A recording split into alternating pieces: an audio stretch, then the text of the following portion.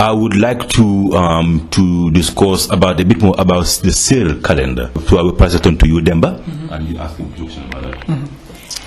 Wow, legi bona he jall en juris boni ke costing safi sinci legi bona he kada ngan calendrier Seereer bala bo sanda calendrier fi ndiwa seng safi wane calendrier safi mina to kiski waaw kisking safi findi kisking safi ti kado legi bona he kala ndam parce que bo amena ka war sohi na ina fi na ngana wet kat wasko safi da waaw bu wat yalla wokem safi de fini tuwa na arab tuf ki dox kiski safi nam tuma wingde da watan kiski ten awaki tak bi cabin cem nikka cabin dankiya na cabin kanak cani ka vinde ndombrong ndom sigar jemban dol gam modol jumbur kuhuñ jalmasañ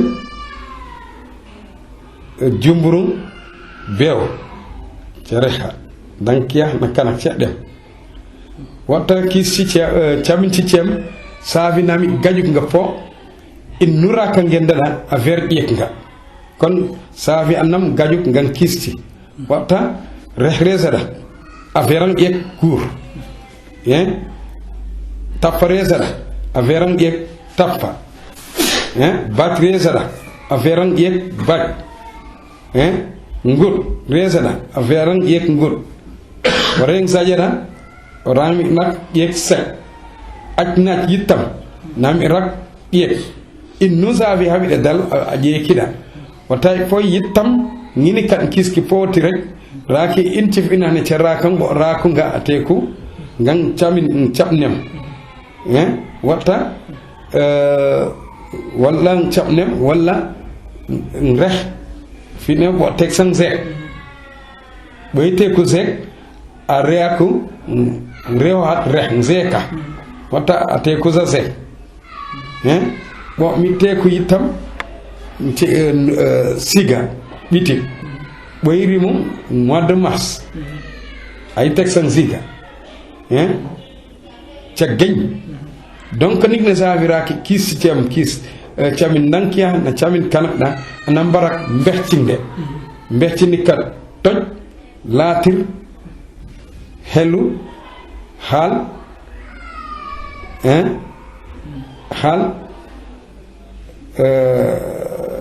juma gaaw divor kon boraki ca yisna kanak kon wadi tax fa itam ne cisna kanak cem bo mi raku nga wa tem gang événement mi rak mi edum tikci tem fini sa vi texan doce fini jarrafteku dece wa alternu o pulon toj ni jarrafteku dece fini bititna teku doce wum o dece ay jar doce ay bitba mi raku talata futeku latir fumi raku alarba futeku hal hellu pardon hellu wat alarba kon foti ko yam paake teku hellu mi teku hal wat alxemes futeku halis mi raku ajuma futeku juma nik bitibda nik jarrafteku njuma mi rako futeku gana bawni wat samedi soit o mini de mitte o mitumu kaw yartek san kaw me foti wat samedi rek waaw alternu o fulo ngan gaw donc bi yar namang rako dibor wali dimas yar texan dibor biti texan dibor kon ne ci isna kanati cari cem Saafi geccange kiskinde wot arminatinde bo watta namba chafere tik o niddine e arab ay jangi boci Saafi nami ina cingde abandu dif wow d'accord. So Professor was explaining how Saafi calendar works. He said first of all the word Saafi word for calendar is kiski. Kiski meaning so the year. It is the translation of Saafi calendar. He said that Saafi calendar got also 12 months. And it is a very, very, very ancient thing before coming of Gregorian calendar and all those things. And he had given the name of the month Model, Siga, Ndom, Ndombarang, Siga, Jamban, Ndom, Gam, Model, Jamban, Jalmasan, Jumburkuhuñ, Beo. Jumburkuhuñ, Beo. That are the 12 months of the year. He said that it is a little bit different from the season.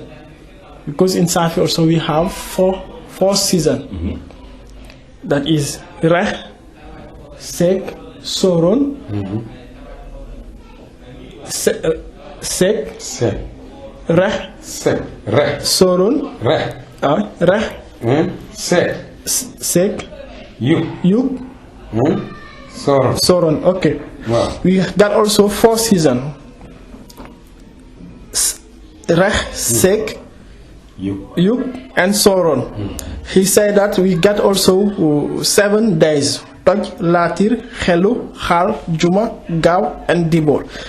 All those months and all those days. Most of the time people they used to give those names to people. For example, when you are born in Toj, they can give you the name Doche when you are a girl and Deche when you are a male. Latir the same Helu, but because in his village, close to his village, there is a person whose name is Helu. Halis or Halu also when you are born on Thursday. Juma when you are born on Friday. Cow or Ghana when you are born on Saturday, and Dibor when you are born on Sunday. He said that this calendar is very ancient. It came before the Gregorian calendar or the Muslim calendar that we are seeing right now. Okay. Professor Fumini de bona mo fenimena mo la jisuti ini kat waxtu ci heure ci manam fi de Saafi mer wax heure Saafi wang heure de Sandor awang heure Sandor waaw awang heure Sandor mais fini Sandorino hejja wat 1 heure way finde baraki di montre mais heure dal temps tout ça wanga Sandor waaw. Okay. So my question was just about the hours. The hours. Yeah. So the meaning on Saafi is Sandor. Of hour. Yeah, of hour. Sandor. They didn't have a watch, but they was just doing something like a stick, and they were mostly referring to the shadow of a tree, like. What the Alderman explained us yesterday in Banja, but they did not have a watch. So if you have something to add. Yes. Because the professor gave us how to call it the months of the year, which 12, and the days of the year, the days of the week 7. Anybody who would have to call it hear that, they will automatically think that there is a connection between the Gregorian calendar and the Saafi calendar. And also some of the words in English, some of the words for the days of the week, Juma, for example, it is quite obvious that it came from the Arabic Ajuma or something similar to that. I would like to ask the professor what is his take on that. I am excited. Ne chaminci na nexci ini chene ke ndenkex na kanak nexci na monik ni yes na kanak def marak comme fi di juma wa samba man na wing arab ci waaye est-ce que bo maraka ay di libene ca inci fina ngana ca bayo hum ben wala bu ci marak ben rek ba nam batu ke wing ba sabi ci hayna cingba watan wonen ci cinga sinci ca pré islamique rak l'islami ba hay rak l'islam savi ini intiam wata juma savi ini da rak batu nik ding l'islam pan malik savi ini da rak l'islam hay ding savi ci kon savi ci hayna intiam ndi waaw kon ba gajuk ding arab ba gajuk ding tuwa waaw. You say if there is a relationship, maybe it is the Arabic who copied the Safi, but when they were using this word as kalante and to call the days, at the time they did not know anything about Islam or Gregorian calendar. They didn't know anything about it. He say if there is a relationship, maybe it's them who have copied from the Seereer, but not the Seereer copied from them. Then that begs the question, since as of today, how many thousands of years have passed since the formation of the Saafi or the Seereer calendar? I'm saying that calendar Saafi. Comme findi calendrier ni Islam cham ko ngir. Legi ndax calendrier Saafi rak iski wa cham ko. Calendrier Saafi de kiski min wona enquête tax ko wa fulla. Ndax 1988 wiyeli ngo kat ninem ngasela Saafi ci yakko ci met seda ba ndax Saafi rakit cabin ba wosone Saafi rakon na rako cabin ngasela kurci wa keda faj miti tag ki ci ndanki yaxci na mbecc finane cabonam rak ñinane Saafi rakit cabin findi boben rako camba lang nganda habit kalandeni fini jabinam habit ngabita en 80 en 92 non pas 92 94 non pas 94 98 waaw 98 ne pa bi kalandeni foti original wadan dakanden waaw. Ensuite, au carré de frère jusqu'à nos jours qui sont là, on a mis calendrier. Voilà. Kon, wal ning ñakri boben nam marak findi ba nam habi calendrier nam batum findi ba way cabinti raksawi ci initcha. Kon warak di kis ki wa chamba comme woti findi ba wa findi ben wa ne bu bedin kis 2000. Ça faut warak di rak di ko chamba. Non rak di. Wa. Rak di. He said Saafi calendar does not have a starting point like the Arabic one that started in Israel and the Gregorian calendar that started with Jesus Christ things. The Saafi calendar do not have starting points.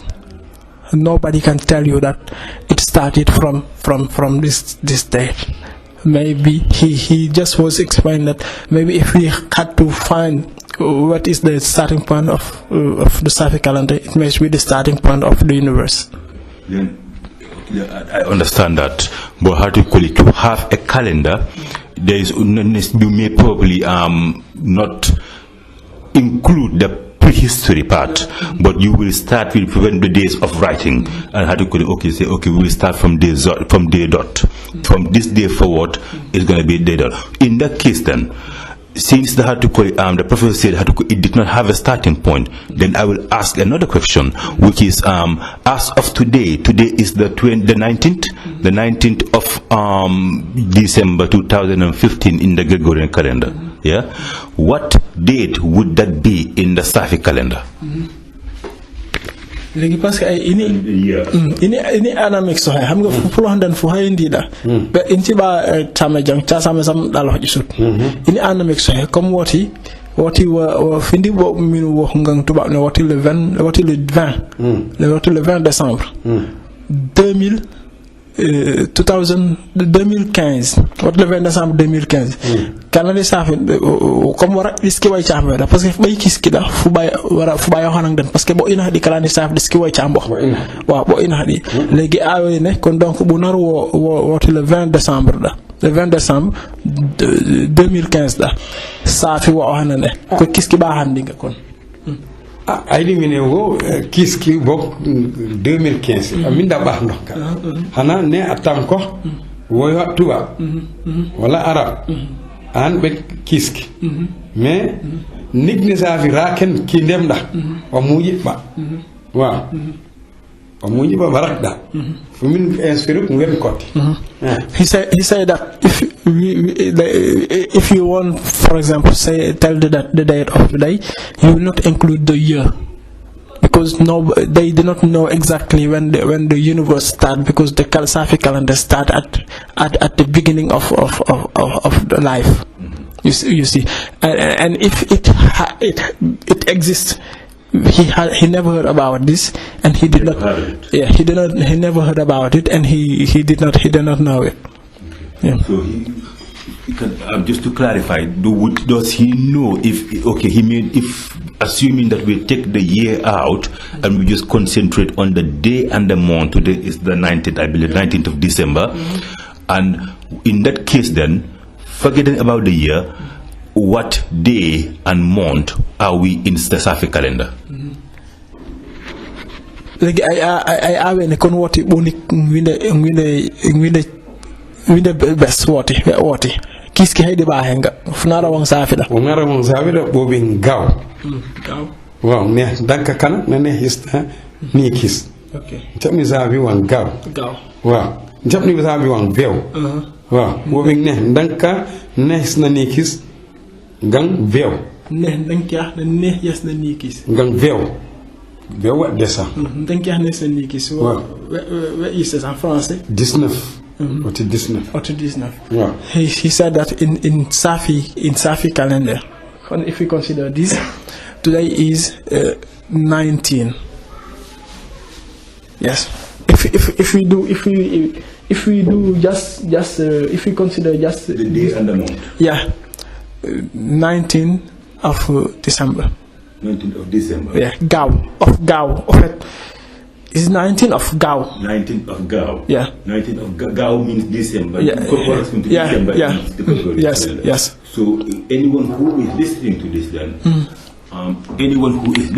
this then, may say, well, how to call it? There is no difference from the Safi calendar and the Gregorian calendar, because how to call it? The Gregorian calendar, they take from the date, from according to their belief, the Jesus Christ, and how to call it. So if we taking, they would using the same day and the same month, what would how to call it? People may say, well, there is no difference. What is his view on that? Okay. So what he wanted to explain is that if somebody has copied, it is them who are copied on Seereer calendar, but not Seereer calendar copied on them, because for them they have starting points before Gregorian calendar. So the time exists, the calendar existed, and before all the existence of the calendar, the Safi calendar existed. It is what he was saying. Okay. Legi awena comme parce que besi wa edo wuzada wa coxna besi fi na ngana wet calendrier ci bob ci ina legi ñam no yede nek wing bo ina disko cham waxina wa ina ba doomu adama saw su ko wacam legi wing Gregorian calendar raaki disko cham bo ta woti bu min edo kis wa ay amix fa nek bo kala bo hot nek besi ci coxida baydi li be nek buna bayang ngaba bu habe to yumbu ngasa de o mindi lib inem parce que taminti bo baxdi naba ti mberti bo baxdi naba ti ñine bo he markeda ndax Safi ahankinde vers kan adina nigna mi raken libo lemna amini tam ngina way boy ni rek ne wifina ne arminet hay cemong averting bi Isa bi Jésus bok nabi Mohammed waaw donc ca cembo ndem est-ce que avant bem aussi est-ce que bem namen habi nigne bem habde dida ngazode e wasita fo ba handa cem kin ba handa cem kis kon nigne wasi cem nigne ba kinen avant wasida bo inane ba afi cem ba handa commencer zéro ba handa hay woti ngel ang libi ngodde waaw kon bo tumdi inem watta bo gaju rek na bo ini cabinci bo ini mbexci waaw kon bo baax ndox kiis gi na mooy gekke ngan Grégoria bu gaju kiis arab aussi waaw. Okay, so Professor was explaining that the Gregorian calendar and the Islamic calendar, they came during the coming of those religions, Islam and Christianism and Judaism, and so he said that before the existence of this calendar, meaning Christian Gregorian calendar and Muslim calendar, this calendar existed. According to his research, this calendar existed before the coming of this calendar, and he is fond of that. It's them who copied from this calendar, but not the Seereer copied from the other calendar. He explained also that these researches that are not something that are very recent. Even if you go to the ancient script in Egypt and things like that, you can find things that are similar than this. See, is what he was. Okay. In that case, then I would like to ask. You talk about similarity. I would like to ask is what are the similarities between the ancient Egyptian calendar, because they also had a calendar, and the ancient Saafi or Seereer calendar. Can he differentiate the similarities? Are there any similarities that he's aware of, and can he elucidate on that for our benefit? Like comme Égypte ancienne warakin ay calendrier nik taxaf in hidada legi ndax waraki inti fi naxan samit man na wo on calendrier ni burak bi non gange calendrier égyptien non he said that so he did not have exactly the ways that Egyptian calendar works, right. But according to the writing, something he had read, he learned that they are a little bit similar. But since then, he did not have exactly how this calendar works. Right. Okay. For me, I am particularly doing with my question on the calendar, but I believe you might have something that you want to ask Art. So you can ask the professor. Okay. In terms of the calendar, if I miss something else. Yeah. Okay. So ngini ka calendar sa parce que limne inti bo nawe yuk na re na sek na sorun limne ci inti bina ngana ca bo orange min bah no gang ca bah calendrier legi tax wade ina intim ndaharaki manor gani bu ci min ci ino woni fin fas ngi poussé na haya wala woni fas ngi xor ci na tuf ko he ndax raak fi ni bo min in his ko ne ko yuki ray wala sorundi ray wala gamri. So right. my question is about the season, like spring and summer and things like that, because in Saafi and in Saafi we got it. So how did they recognize that such season is coming? When they are considering the position of stars and the winds. Okay. In terms of racket fair quad chincha. Onikne orehda. Fayote bikidi kifsi. Ken kidi kifsi tiam. Chatewang zavine rehay. Raki kidi gif inahne cha kifsum rehfindi hak. Safi jan boru kada saabi ci inane re usis masmi usis di yittam yom te bon reh raaki selti inane ca tumang tum cing ca te bon reh nami rey cem tu saabi ci ini ngaca ngangdem nigne sekayda in cam inane ca sokku na reha ca guur ca rundi ngut rey masuk reyi ayna ne bab isin kon seka pulit bo reha reyi ndem koti an as tappa nabi ngut na in cam tuufa ca reha ndem kotina ma bo hotisni masu hay kotina ba hotan kilik si cembe boru findi bohci fotan ca borke bone yuki asi aswem ine tebon sax seki wat putsi bowan boy sanga sabi wanga na sereng rasa pulla bone seka puli wat tebon ne dal sekrehi wa legi rakib putsi bon wole itam wat bon boya we mo tebon ne yuki asi wat tebon kidi ci koti kifse fini bo na cimti commencé boru o tebon ne yuki asi cem rexab boru focere koti da bo ba as zorn fotan kidi ci kifsi se te rakiti mo cing selci ci nga aussi ca tume sala ca teb bo bana bobin sorndi yitam tem tu ca façon ci inane sabi ci namite ina wata reh warakin feru yuk waraki feru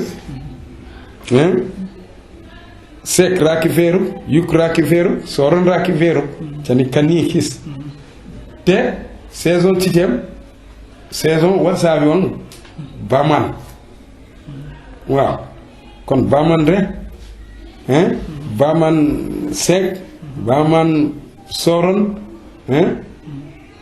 baman yuk ca dem ni kis bo waaw So Professor Maara was explaining how did Seereer recognize the coming of each season among the 4 seasons. He said that most of the time they used to look at the trees, the trees. For example, when it is the rainy season, they were just listening to some birds, some special birds, like a bird that is called the tok in Saafi. The humming of the birds. When such birds are humming, people know that the rainy season is coming. And also when the rain stops, there are some trees that lose their leaves and things like that, and they may know that the water is no more coming. There will no more rain again. And also according to the wind, each season corresponds to the special wind. For example, there is a wind that is called sereng. For example, when the rainy season is over. The rainy season is over. Yeah, there is a wind that is called sereng that shows people that the rainy season is over. There is another wind that is called wal in Seereer. That wal is called mboya, and this came during what they call yoke. And he outlined that we have 4 seasons that I told soon in the calendar. 4 seasons, that is Rah, Sek, Yuk, Soron. Okay, those are the 4 seasons, and the specific word in Saafi 4 seasons is Baman. Baman. It's Baman.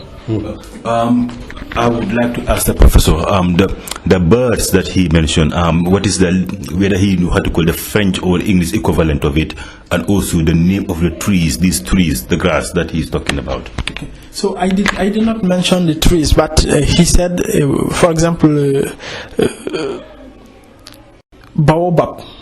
The baobab trees. When the rainy season is over, most of the baobab lose their leaves, and the cad it means sas. The sas tree. Yeah, the sas tree. Okay. When the rainy season comes, all the sas tree lose their leaves. Their leaves.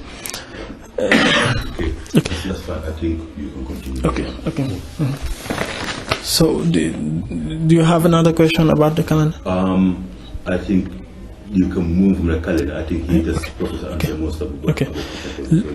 Okay.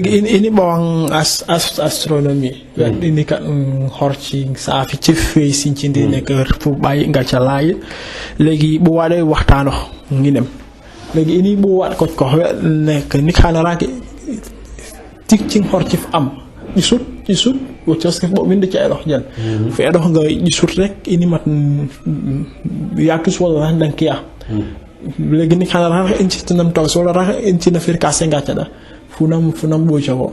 So the next question is about astronomy in Seereer. So astronomy. Seereer astronomy. Yeah.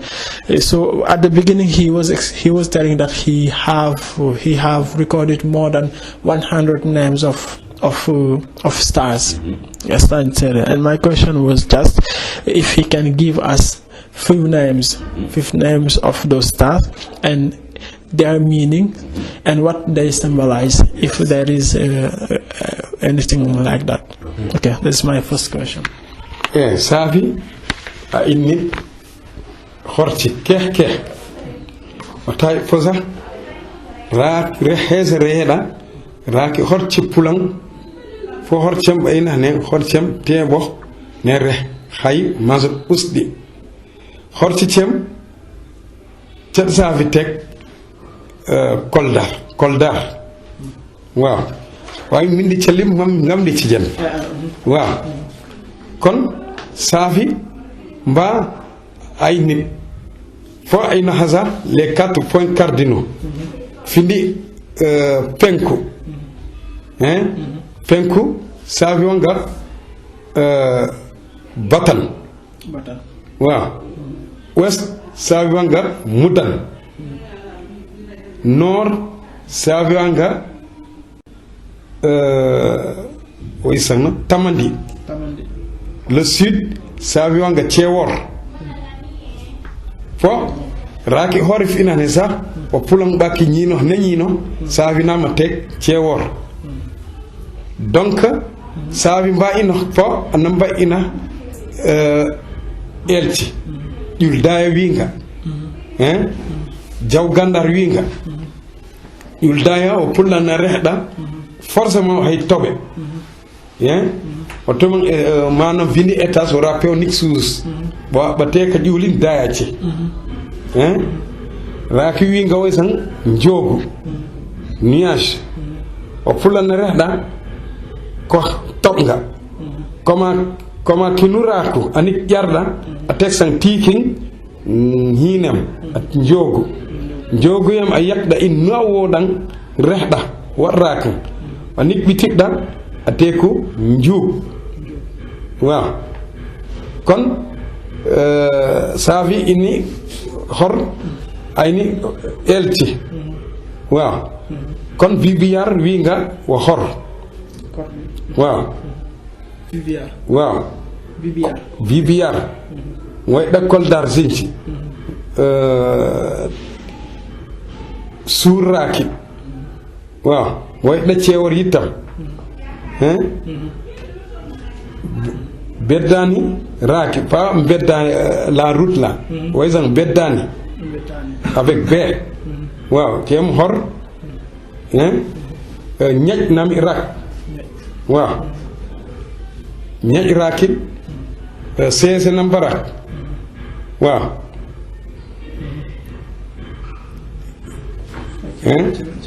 coxnam irak waaw léegi boo xëy 4.4 noo ci la dokkis nga sud force ne nord we nord baatan nord tamandi waaw nord wat tamandi est wat batan ouest wat mudan dérivé du verbe mudan waaw sud wadi ceewor waaw kon ci ni kisem za fi ni camal waaw léegi fooy sesone ko Koldar Wohor waaw na Bibiar Wohor waaw na Suur Ceewor waaw Bidani waaw Ñaaj Seese waaw Coox waaw cem tu Tamsier waaw calaayi sax mais bu mindi ca bayda Okay, Professor Maara so was just telling us about the stars. He have given some names of stars, among which we have Koldar, Bibiar, Suur, Ceewor, Bedani, Ñaaj, Seese, Coox. Among this is just few stars among 100 second things like that. Okay, and each stars got its own meaning. Its own meaning. He did not yet given it. After we will come back to discussion, and also he have given the 4 cardinal points. In Seereer, meaning the west is Mudan, and the east is Batan.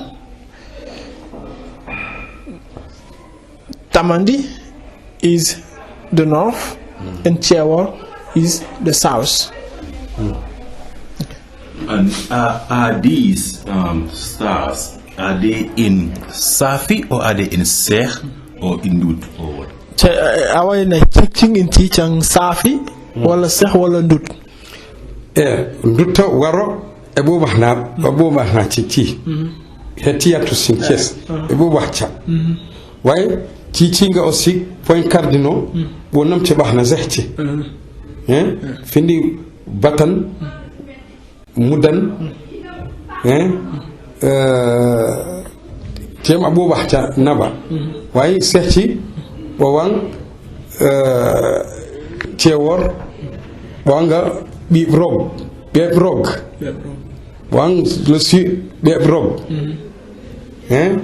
Ndi Andi Babandu Kang Warci Andi Bawanga Batgana Wow Kona Bungi Sabang dem Wow Wanti Citas Bu Bahca Bahna Wow Hana teaching Nuyashin Horti Nina Divini but take the soft beddani sehwang Raki Hori Bong beddani Abuba Naba Wibuang Horjek Yitam Banga Ohol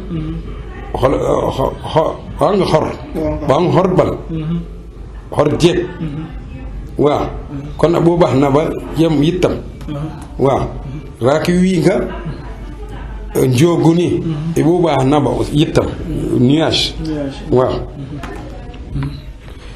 So you're saying those names are in Saafi and in Seereer it is the same, and in Non, the Changin language.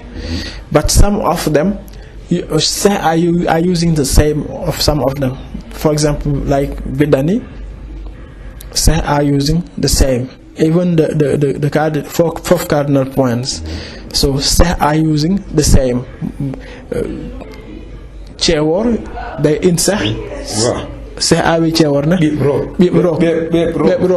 Ceewor, for example, Ceewor meaning the south, in they say Bebrog. But for west they say Budganar, and it is not something it is a Wolof word. Maybe they have borrowed it. Yeah. Maybe they have borrowed it. He have given also the name of I don't know how to say when the sky is cloudy. The clouds. Yes, he have given the name of the cloud because Seereer knew the name of the clouds. Some names are Nguldai. It is a name of a cloud. For example, when they see that it's Nguldal that is in the sky, they know that it will the season will be very good. Another one is Njogu. Yeah, it is the name of clouds. And Njup also is a name of a clouds, and those are the name of the clouds. Listen. And okay, and yeah. Okay, Njup and Njogu, yeah. He said that those are also used as a name for peoples, for Seereer peoples. I would just like to if we can explain these stars, the attributes of these stars, what they symbolize, what we wanted to get to anyway. I am excited. The horse bu jot adopti. Ndax like in chief in Ankara chatuf ko he. Comme fidi Saafi na wo horse se rak in ci bo woyinga. Ndax chief adopti rak chief min woyu in ci boyinga. Sese bo wone o pulang jamano re wendang tohoda to ci no markedi. Pa ina mo ne jo dang Saafi ngangre.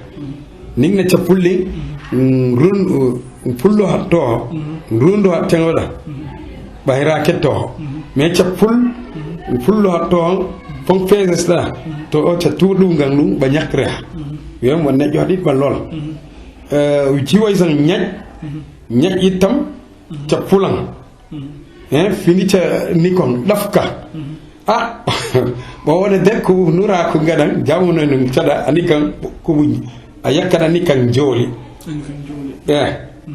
waaw donc njogu itam bit bi yaari raaku ngan jamono re rakko pulit yem fu nikan ko onanda re xam ki ina re inuf awonan re da amba wat ay bit ba yette ko njiw temde ni dizami ci raaki ina ngacha waaw. So he have given just the meaning of few stars like Sese. Sese is the stars that most of the time appear at the end of the rainy season, and it is said that when those stars appear and when it finds the crops and ripe, it is a very bad sign, meaning that the crops will not be ripe. They will not ripe. Yeah, they will not be ripe. Yeah, and also nyaj, when the stars nyaj is high above, it means that all the boys and the girls who are born in this period will be very tall persons. Okay, he have given only the meaning of some words, and he said that maybe if he had brought his documents, he would show us more. Of course. Just a very brief question. He mentioned Sese, and I'm quite aware that is how to call it, a Saafi word. It's come from the Saafi tongue. I want to ask him whether the Saafi stars, the star Sese, is synonymous to the Seekh word for Unir, which we call in Latin Sirius, the star Sirius. And so in the four horses, that chana horses actually we Yonir. Chepa. That's one says Yonir Dyer. Wow. Yeah, Sehwan says Yonir. Wow. He say yes, it is the same.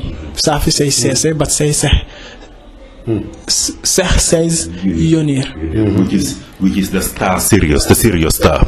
Okay. I think focus. Yes. Okay. Legi parce que bo sang bay naming da ta ing da tax bo na he gaaw rak ci fina ngane bo shafa de waaw legi bo at kan rampa script ilif min bo won rampa savite min wone arab jangi de fisa min wone tubab jangi de fisa safi ini rampa wani ko Egypte po wi ayongsu po areza futa areza ndis ci bo gendi wala fi nanne safi da ki incemda waba teburi ñaas tubab ci safi nunik nefra ken gat inohda fu be dange ñaas inoh cinda na rampa inoh yino mu nig na gen bu ñaasi ta rampa cing ñina inoh yino mu pare jobas da bo jobas sop de dem te a jangdu rampa ci temda ay inene ino fide a gen bu waaw het gata waaye namde ina yittamda ko mo verki inca pa be ko ngare ne ino finga mu de ay ceewo ndi kon pa jangdu zen in ceew waaye jangca tu ba metta jangdu ngan nduta waaw wata po wan ina ne saawi ci ba inen bin en 92 rak yakkori ngo ñaase mi ino ngode ne waaw ñaas ci fotti ca nit di tubab ca alurana ca arafa caye awone bin can saawi can deb gal fotto tumi anda ñaas ino fi rampa ni da awo fuli rampa mbadi amu pare jobas da waya ina ne ay ni binti ngondi ay mi ina ne ino fi a gen buhu an fami diw arra gawtu kaptan romba ardos wakka kere abin ita aviz tazo ca ina fassa mbadi cotta jobas men kaptan bomboy motta ben yeb ko ndem kañu jon deppade ca janga awone kizo jumal fi si fu folona ca bu ayeb ko diw a ñaason ca gatande awone edi wo visa boraki bin annamba ca tokis fi noring arduasi annamba bin rakko hobi ne handem ko wi sang katta jagañaw nama ca tebo jagañaw bi jagañaw namba ca inis wan wiru koti ngane da sacrifier ngase da kurti yino po rak nga ca laaj ca à peu près ca 44 bo mi wone ca 44 let waaw fay hote nga forme H fay hote nga croix fay hote nga multiplication fay hote nga way sang jees bok ci portable ci yem teb dana fu ba po fot jees leer wasida ka fu nar ub doole da fay hote danger bi kila ci tout ca rak waaw donc saa wi ci ba me bino ngaye ba meden pes ba bayange ban wi war wangen ba pes ba bay dox nig nang raki babi ngo etoy babi ndala a fils rampachem eto awone kala ngi ko dim kenya bu edadi inti kat na dalem sabi wo arduas bindo sabi meda wo dal jar nget yakore nam marak anam bin réponse yakore ton comme yakore kon déjà beri comme beri woyti do commune ko wa wangina incem tu koti ngina ne safi abinden kon jangi ci findi bo na danu tu katta ndem da bo ufi dole an mam ciacang bo bindeni ni kana vaso rampa ci dem na safi visen wa dal ak doisem na baba ngeen saf mbat fo wa badam bay añim wa badam bin message la anam kap dox boy banam eto kon in ci ba bindo te nike saf mbat fo na dal ar dois bo cosaan cat ma me fiiso me fils na ɗo wing ardoise ɗali o ɗo wing saafi mbat voli wa anim voilà. So what Professor said about Rampa, Rampa, he said that the Seereer Saafi was writing before. Saafi was writing before the coming of Arabic script and the Latin script. So he said that the first time he noticed that, because he was living with his granddad, and then he one day he see his granddad marking his cows, and he used different signs, and he asked it, what is this? And his granddad, this is the ancient script of Saafi. And then he started to jot it down in his book, and he moved to Jobas in a village called Mbomboy. And there he met another very older person, and he showed him the script, and immediately this person recognized the script, and he say this came from the area of Buhu. He say they was using those stamps to mark their cows.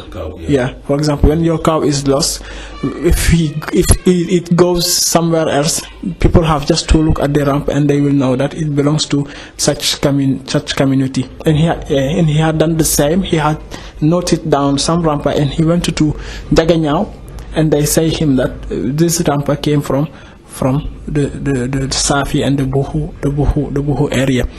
And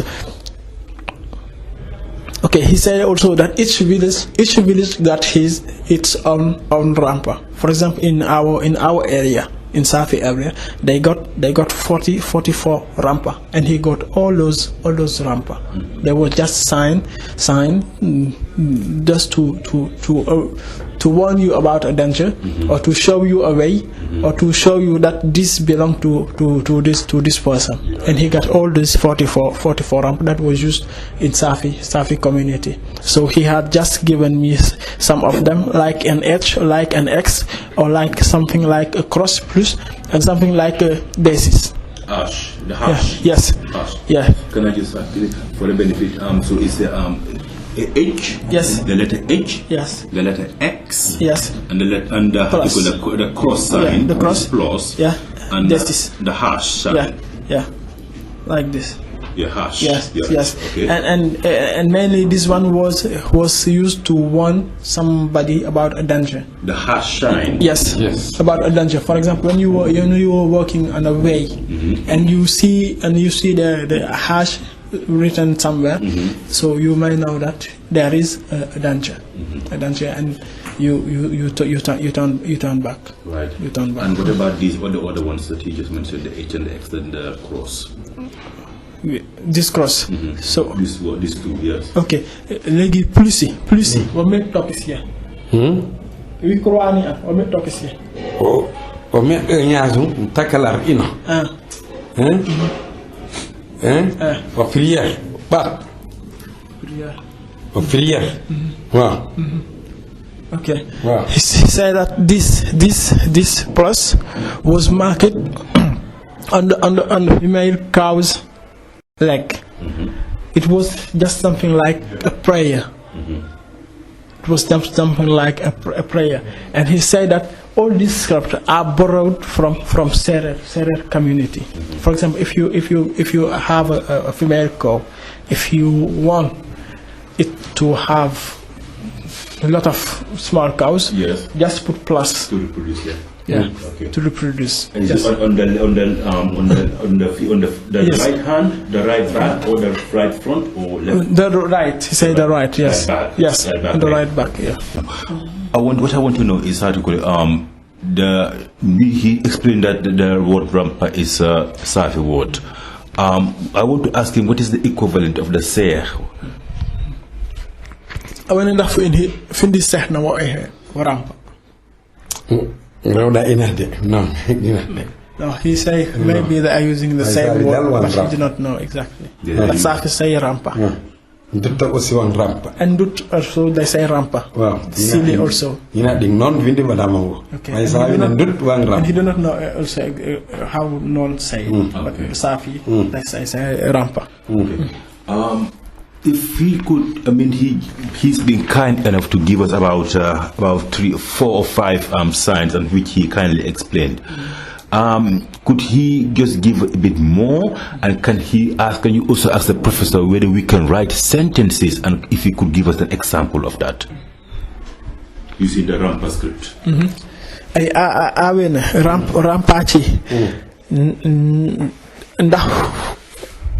Comme fu walen bin fini bo na bindo phrase woting tubab da dara faski ci me dab do na rampache wan ngoda zincine nigne yakori na eto yakori ngoda dal taba me dabe ar droit sembo message ko bay dok ba bin phrase ci ba am so ba bin ci adra be da comme yakori kon ca phrase fini ci kon ba fi zangel est-ce que fini baaki exemple min adam exemple min adam juste fils bo min ina nek ini wotox ini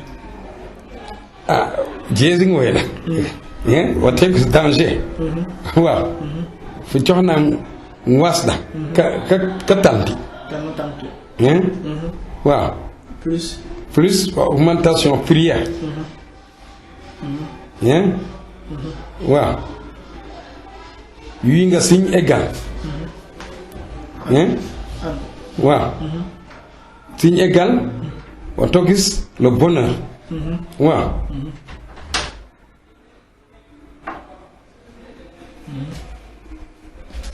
yu nga aussi fini sabo panis wala ino fi do man waaw yu nga da surtout c'est que ngam di ca am di jen ca dang aver ca ngoden jen waaw wing sagoni wa voyage wa ba waaw ngam di ca am di jen wow. He said he did not have all of this in his mind, but he have wrote all in his, he got all in his document. For example, he said the sign desis or what? The which one? This one. Ashes. Yeah, ashes means danger. But when they say plus, so cross, it means plus. Yeah. For example, if you want to ask something more, if you want to pray God to increase your wealth or things like that, you have to use this. And this sign means. What is the sign? Is that the Z sign? No, it is just like this. Oh, the equal sign. Yeah. The equal sign. Right. It means wealth. Equal sign means wealth. Yes. Okay. Equal sign means wealth, and this means what is this? To travel. It is just a symbol that represent the animal's heel. Okay, so it's the sea which facing the opposite direction. It's like the sea facing the opposite. Yeah. Right. Yeah. And it means travel. It means travel. It means travel. And it represents actually symbolically it represents the heel of the particular cow. Cow or horse, and it represents travel. For example, genre X meter do to coller un signe de la mort. Anna. Sous parenthèse. So that he can write it down. Give it to him. Oui, par exemple. Un signe de la mort, même. It is like a separated X, not like this, but like this. It means death. It means death. So it is a separated X, or in other words, how to call it, one C and another direction, and another C facing the proper direction, as we know C is, but not touching each other. That represents death. Yes. Right. Yes. It's very interesting. Yes. He said that he will give me all the other things. Yeah. That is fantastic. And just being selfish, I would like to ask him if he can how to spell my name using the Rampa script, or how to spell the Seereer Resource Centre using the Rampa script, if he can. Okay. Legi comme ini tax bu hadde ini. Xam nga ñu dañu pam ko hadde ku Seereer Resource Centre. ina ɓoɗnare no tokkisi ngan saafiɗa fu hewone wo ohe nafnarena haɓɗit ay symbole ceyni ke cinde symbole fino waraki es o sam marque comme waɗi o genre esi mais sous forme de serpent il faut que nam refero hen tan fiɗi ngam licca waaw wi o forme S ɓawange o S ngaba waaw o forme I waaw rakib wi nga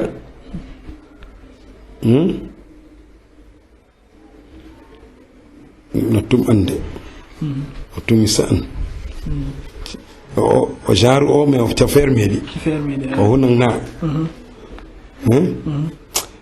Voilà.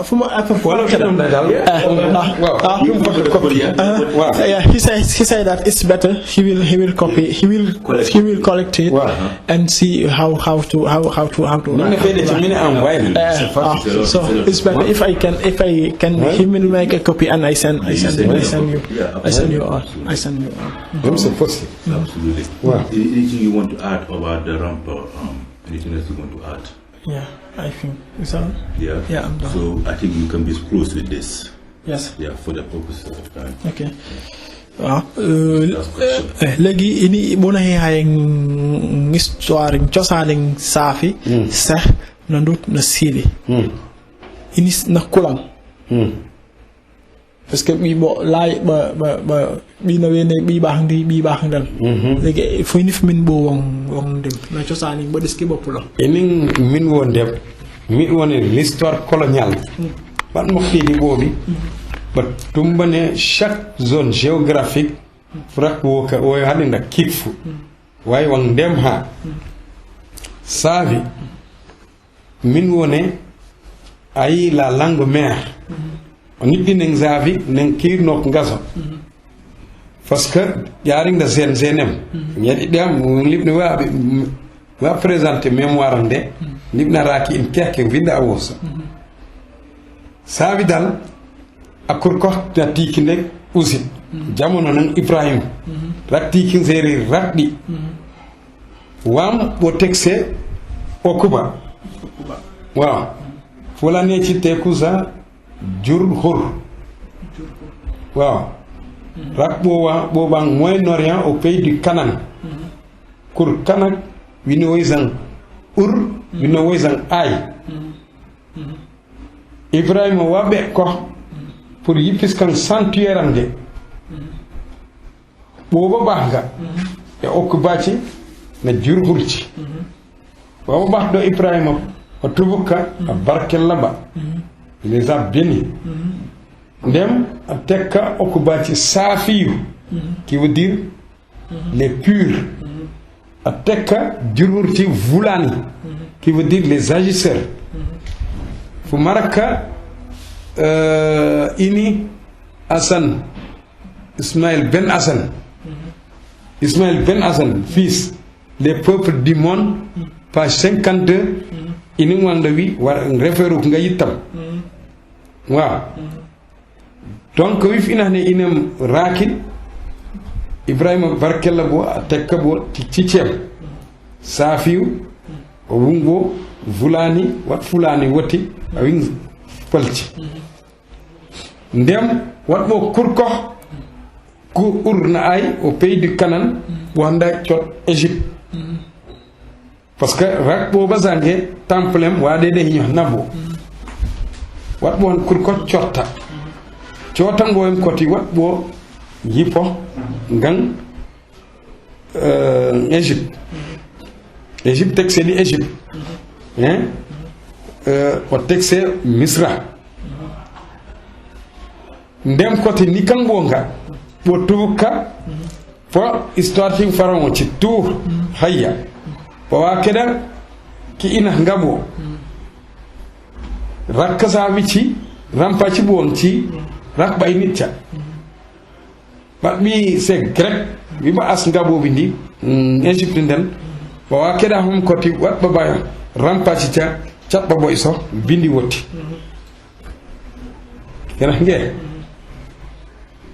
watta we botto pour à la 17e dynastie fois pharaon tani kengara fu kengara fay kinde le pharaon Djejamon Joof fu marak Djejamon da ina lay mu bon was fu marak Djejamon do référok ne wa jaman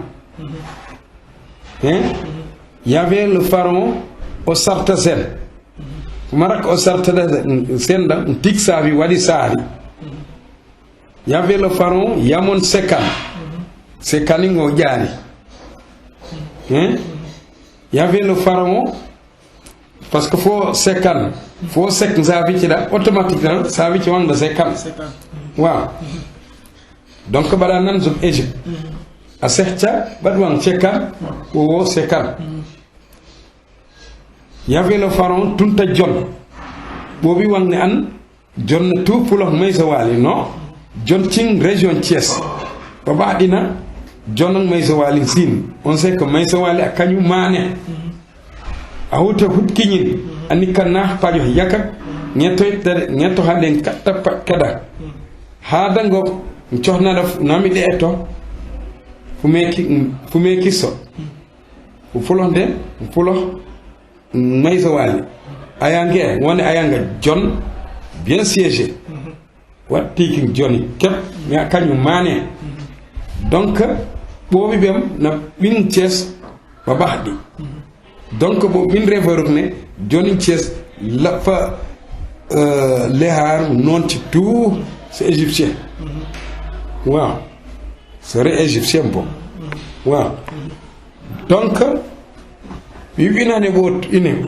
l'homme tchanik ndem les pyramides tchanik Égypte tchanik kisna bondi wata Cheikh Anta abindit mais yari le linguiste Pathé Diagne medan gende tas fini rakin tabin Allah sabi le monde Seereer mais on a tel auteur a dit boy wona tel auteur a dit escape de investigation wata Pathé Diagne medde woni sabi ci ignorant bi ba yak parce que pyramide ci nit sabi ci ca vraie pyramide ca nik authentique que ci ci te Charles Becker aussi wanam tum investigation namba mar après ça walking Pathé Diagne ne les vraies pyramides a ci safi ci ca baax na can Égypte donc ndem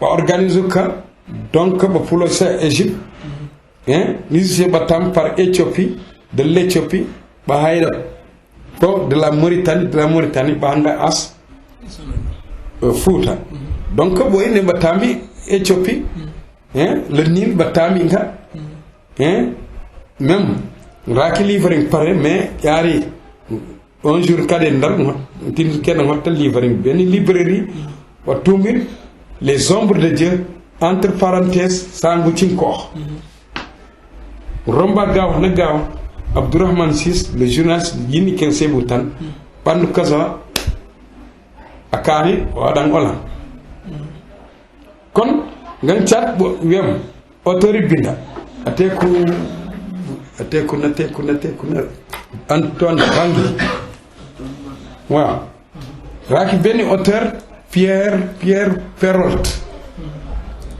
ouvrage de aussi ateka boom entre parenthèses grand waaw te quelques pages à la page 26 évoqué Saafi ci nga aussi waaw et publication bu am atuma 1956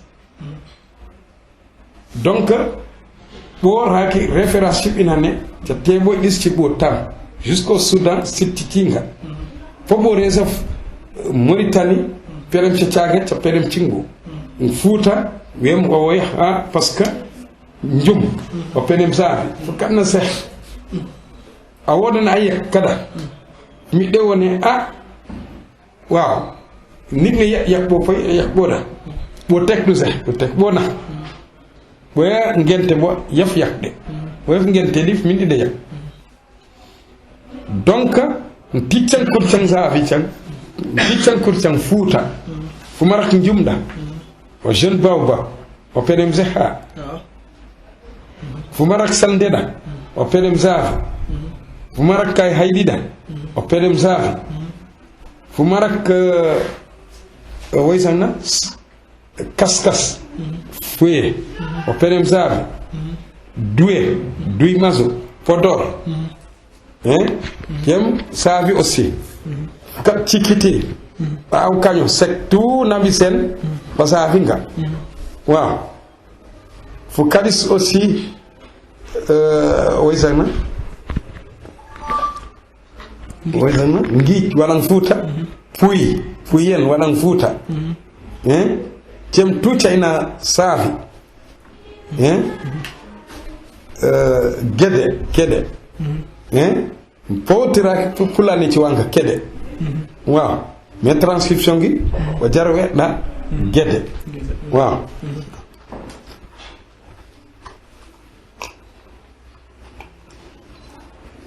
donc ngin cem jeen fuuta katna sa tassi ɗon seeɗa sehminira ticcin kurcel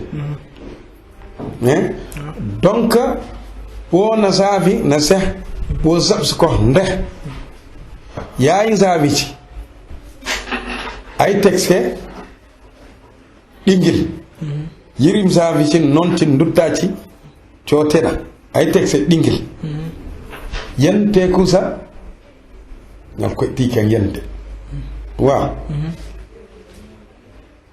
ɗingil ngal koye tiikan yel ay ayin saafici dal ay ɗingil ba sabs ko nde ba nikke yino pe mi nikke yino sawa ba rakɗo e rakɗo hen o ɓayya tout ba joksowa nikka ron ɓi kilifa asa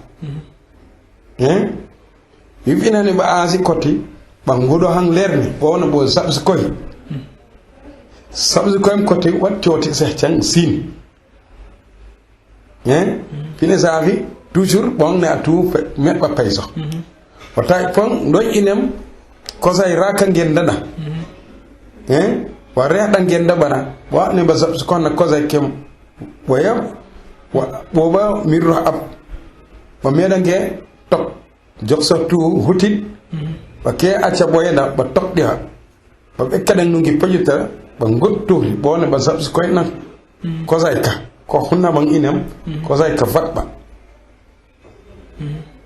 kon saafi ɓa sabsi kon inem seh wa gaɗɗe garat koye paysu kon gan tout wo paysu kon inem wo cotta wo teg ɓa seh qui veut dire isolé wa ƴuk ngabu warita ɓaɗ uppo lay mais ɓo fof wo layna ɓa deɓɓo deɓ am suko kañ sin ngaba jen care niɗɗin saafiti wi domination colonial hay raakit sarhuleci raaki soseci hay ngaba watta ngan sin fo maraka kurtingba layɗa kur nuccebo par fada o soose fa juuj qui veut dire père des artisans fa wat bab juuj wat artisan fa bouran amay zawali ay yipa père de bouran fatigue c'est fatiga comme actuel footballeur fadiga père de diga fayir ca gañ kurti tem a soseci yipca fanda kat as cokmiɗa kurtini cokmi des îles ñoomin kacci ba sose d'origine sérérisé waaw mba conservateur ci fet min ndeɓ gane a ɓoo o niɓɓinen saafi kiinno waaw watta en 94 wi jaaɓi haɓde la lexico statistique des langues wi résultat ci pul seh no pël keɗoɗoy à 96%. Saafi na seh keɗoɗo à 44%. Saafi fulani keɗoɗo à 17%. Donc heɗa hom cowode la langue mère serait win Saafi. Donc dokkis woɓo pulo Égypte nadis ci bo tam poreza futa na tiking Saafi baka bo gena wat palti fulane ci medawo Saafi kobe qui veut dire l'appartenance des Saafi tiking Seereer koti sabzu ko wa pulonde wum fini ngo hada wan tuhra wum o woya pal wa finani l'islam hay bo ba debe tayduk l'islam bani ken yahtin arab ci ñamdu koy dama bo hot ñamdu koy waddi asga ba zabs ko ha na bade tu pal woza ceren no certi sabs koyti cerenem wat Seereer wat tiking Seereer donc la première vague de migration fobo ciotta e bo vis-à-vis ci bo hay Thiès réseau de tiking Saafi deuxième vague de migration serait du Bawol Baredi Ngabo Banika entre deux régions un côté Kabaol qui veut dire frontalier, riverain. La dernière vague de migration ba Siin ci côté ba Seck à la rencontre des Socé venant du Gabou wata walking Seck wa Asin Socé wa Asin Pulani bon an bo pulo Gabou Seck ba pulo Gabou mais ba mindi marak ne Socé ca pulo Gabou ba ya ngaba bat boy Seck mais raki portion gi finane ba pulo aussi Fouta ba ya coyna Socé ci il jëm ca rak donc non a pulonde waro pulonde ndutta pulonde non a Saafi domination coloniale yu hay les blancs cherchaient à les dominer, à dominer la population de Thiès bobo hiño miskit rakka caccingo apeda tubabi ap miskit apem kofti wat le commandant Alves Darol tumo une lettre au gouverneur de Thiès. Yem, le gouverneur Kimba aide au Damil de Kadior Birima Fall.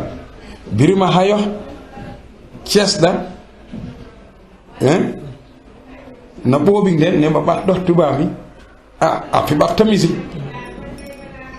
ay Birima tito da binda au gouverneur lettre pour que bi Thiès edu indépendance, une lettre de protecteur.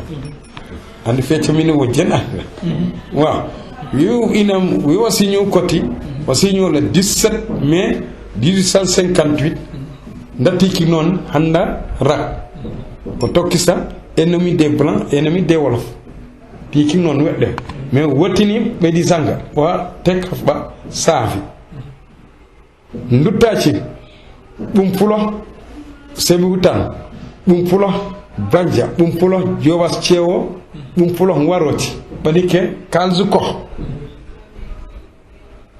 ba metta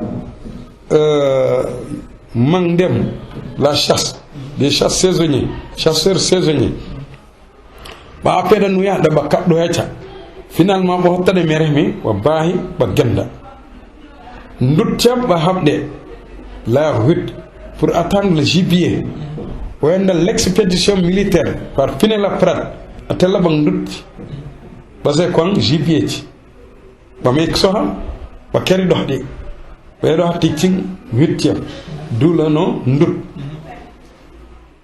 mais c'était des chasseurs saisonniers wat bay tiking mbobem dem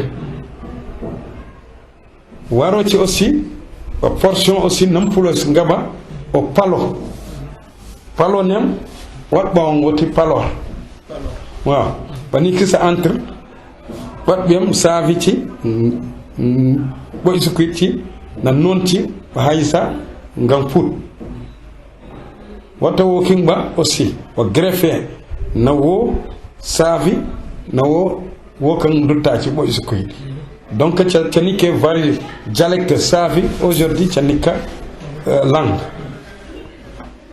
kon wi So our next question is concerning the origins and diversity of Seereer communities. So Professor Maara Jon said that the Saafi are the mother tongue of all Seereer communities. He said that the colonial history had lost many researchers concerning Seereer story, because according to this story, they gave each community, like the Seereer-Siin, they gave the Seereer-Siin the area of Sene, and the Seereer-Saafi the area of the region of Thiès and things like that. And that at the beginning that was not true, because those communities did not live in this region. They immigrated to this country, but they did not originate from this. The Saafi came from the Middle East, and they were called Okuba. The Okuba and the Juhur. The Juhur was the actual Fula. The Okuba and the Juhur used to live in the country of Canaan, respectively in the cities of Ur and Ai. It was during Abrahamic era. Abraham called the people to join him in building his temple. Okuba and the Juhu were the first to respond him. After their labor, he gave the Okuba the name of Safiu, meaning pure, and Fulani, meaning active community, to the Juhur. So he said that he is referring to the book of Ismail ben Hassan, entitled "People of the World," page 52. Then Saafi left the city of Ur and Ai and went to Misra, actual Egypt. So this trip was they moved from Canaan to Egypt because the people in Canaan was fighting against Abraham and the building of his temple.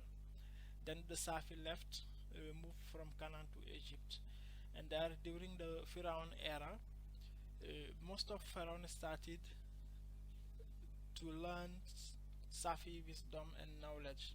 At that time, Saafi were using the Rampa, and modern script and even Egyptian hieroglyph are mostly inspired by this Rampa. During the 17th dynasty, there were pharaohs like Jamon Joof, that equals the Seereer name Jaman, Osarta Sen, Yamon Secka, Peret Sen, Kunta Jon. This John is different from the John in Sene, Maisawali John Mane. Maisawali John Mane, his surname was not John but Mane, because he was a Madenka. So the John came from the person who went to Maisawali John Mane for medical issues, because he was a Marabu. And when they were coming back, when you meet a person who is going there to see Maisawali, so most of the time they were asking, is Maisawali there? And the person, most of the time they were answering, yes, he is there, John. John in Seereer meaning he is there alive, just to insist in his presence and in his well-being. That's why they was using John, and by the time it became a family name. And Professor Maara Jon said that most of their pharaoh were Saafi, if we refer to their name and their practices. He said also Sheikh Anta Diop, he recognized Sheikh Anta Diop as a big historian, but he did some mistakes in writing about the Saafi story. And during all his career, a linguist called Pate Jagne kept drawing his attention on his mistake and his view of Saafi community. So Sheikh Anta Diop used to cite other person, and he did not try to go and meet the community in order to have good information. All his writing, he most of the time cite other person. Professor Maara Jon said that the authentic pyramid pattern in ancient Egypt are found in Saafi country. This also is another clue for the origin of Saafi. He said also that he had a book written by a certain Antoine Hank. The book's title is Sanguichin Ko. that is a Saafi. That is, these are Saafi words meaning the shadows of God. And even in the book, they have put in parentheses les ombres de Dieu in French, meaning the shadow of God. So this also shows us there are other persons that lived in the itinerary of Saafi that are still now using the Saafi language, or somehow are using a language that is very, very close. There is also another book written by Pierre. He said he forgot the surname, but the title book is Boom, and in parentheses they have put Grand. That is the same in Saafi, because in Saafi is something that is very big, they say Boom. All these authors are from region lived by Saafi, and can be considered as people who did not follow the trip. Many cities named in the itinerary are also Saafi words. For example, Ngij, Podor, Karaidi, Safin, Kobe, Salde, Njum, Extra, Tikrit. All these names are Saafi words and not Sekh. Saafi and Sekh were one community using a single language. They had a different and broke leaves of palm tree that symbolized separation in Saafi society.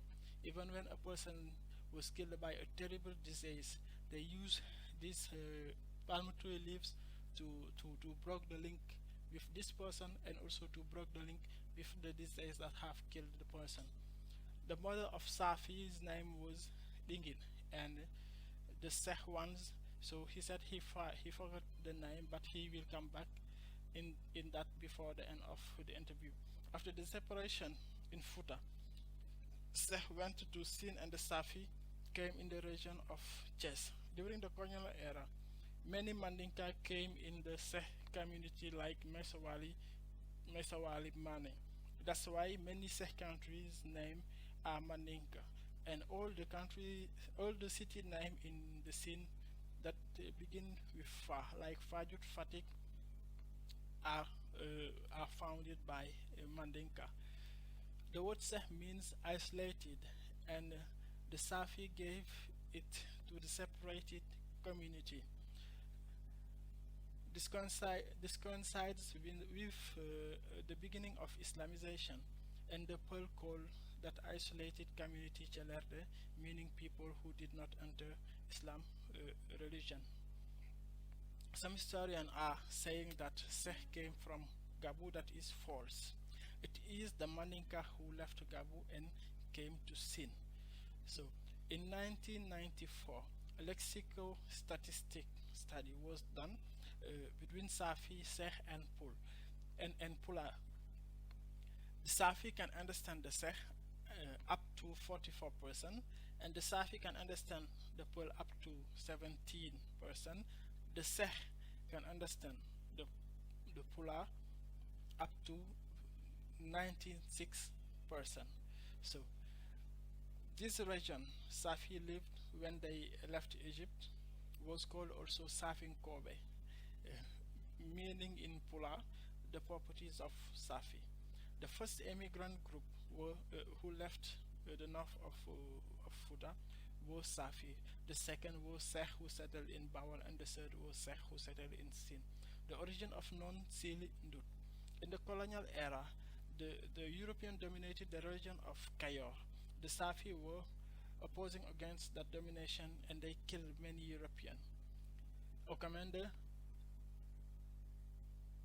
Commander Oliver Baron wrote a letter to the governor of Thiès, and he asked help from the Damel Birima Fall.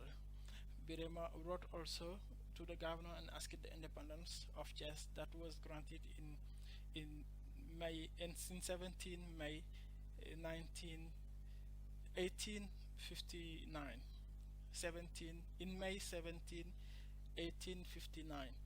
And the name of the nun came from that story, because they were considered as the enemy of European and at the same time enemy of the Wolof. The Ndut were just hunters, and their name came from the hut they made to wait for their prey. And most of their Ndut came from Sebi, Jobas, and the Waro.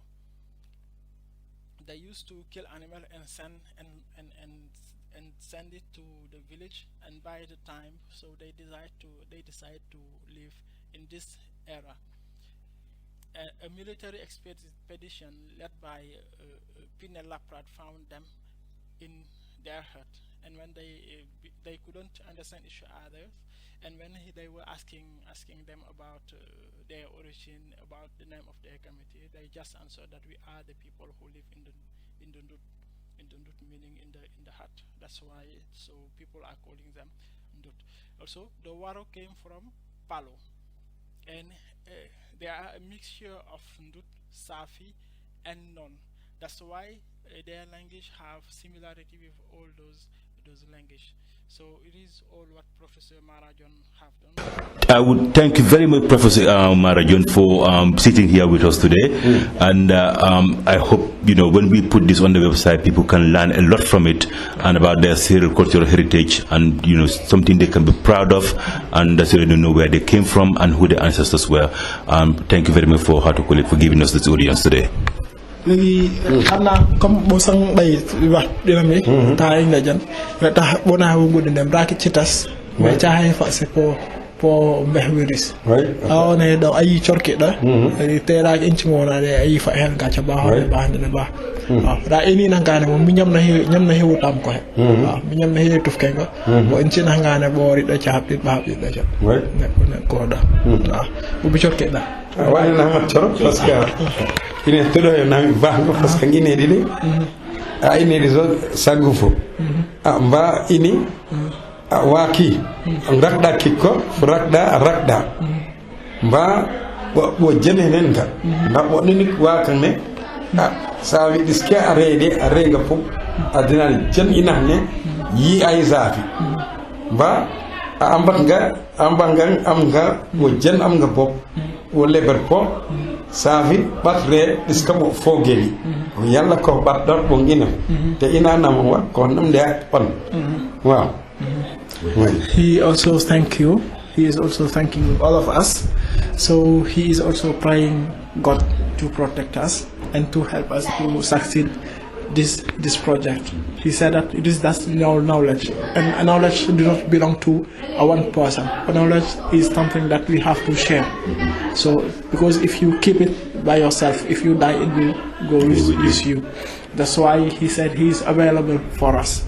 So whenever we need him in things like that, he will be available to help us, because he is not doing it for us, but he is doing it for himself and for all the Seereer communities. Okay. Now there is a word that he told us before to say Amin when he prayed, and I would like to ask for the benefit of the team to repeat that, please.